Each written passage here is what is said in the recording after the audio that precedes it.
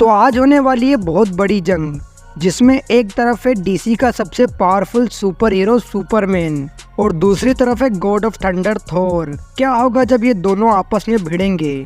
अगर इनकी फाइट होती है तो कौन जीतेगा?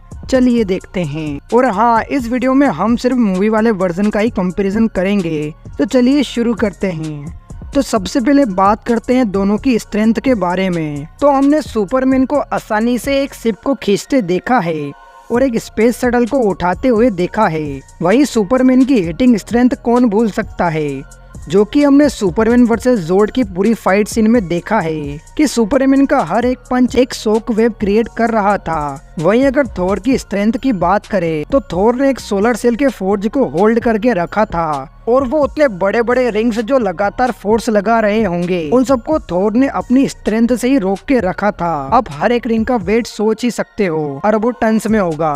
तो जिस तरह हमने सुपरमैन की हिटिंग की बात करी, उसी तरह हमने थोर वर्सेस हल्क की फाइट में देखा था कि थोर के नॉर्मल पंचेस भी हल्क को झटपटा दे रहे थे। और वहीं थोर की मैक्सिमम स्ट्रेंथ इतनी ज्यादा है कि थोर ने 6 इन्फिनिटी स्टोन की पावर को भी क्रॉस कर दिया था। अब बात करते हैं ड्यूरेबिलिटी की। तो सुपरमैन की ड्यूरेबिलिटी नेक्स्ट लेवल है। Superman back to back 3 Kryptonian से लड़ने के बाद भी खरोच तक भी नहीं खाया था।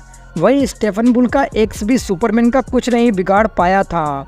पर हमने देखा है कि ऐसे वेपन्स जो क्रिप्टोनियन के लिए बनाए गए हो वो सुपरमैन को भी नुकसान पहुंचाते हैं, जैसे क्रिप्टोनाइट, डूम्सडे या फिर मदर वुक्सेस। वही थोर के साथ भी कुछ ऐसा ही है। थोर भी बहुत ज्यादा ड्यूरेबल है, पर अगर थोर को उसी के लेवल का कोई अपोनेंट मिलता है तो हमने उसे चोट खाते भी देखा है, जैसे हेला से उसकी फाइट हो या फिर थेनोस से।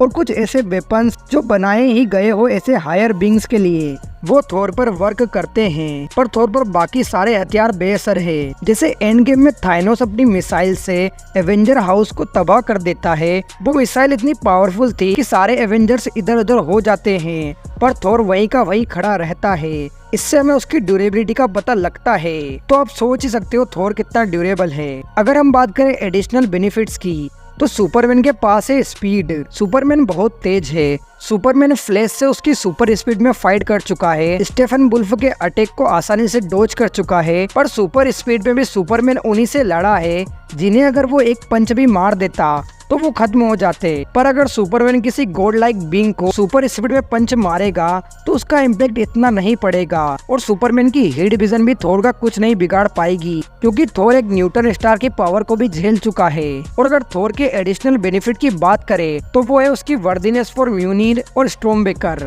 अगर थोर स्टॉर्मब्रेकर हाथ में लेकर लड़ा तो उसके लिए काफी फायदेमंद होगा। लेकिन अगर थोर ने सुपरमैन पर स्टॉर्मब्रेकर थ्रो किया तो सुपरमैन अपनी सुपर स्पीड से उसे आसानी से डॉज कर देगा। और ये भी हो सकता है कि जिस तरह थेनोस ने स्टॉर्मब्रेकर को लेकर थोर को ही मारना चाहा था, ठीक उसी तरह ही सुपरमैन भी कर सकता है। लेकिन अगर उनकी फाइट ऐसी जगह होती है जहां हमारी सूरज की रोशनी नहीं पहुंचती, तो वहां पर थोर के जीतने के चांस है। तो इन सब पॉइंट को देखते हुए मुझे लगता है कि दोनों के जीतने के चांस 50-50% है। आपको इस बारे में क्या लगता है, कमेंट करके जरूर बताएं। और ऐसे ही वीडियो देखने के लिए हमारे चैनल को सब्सक्राइब करें।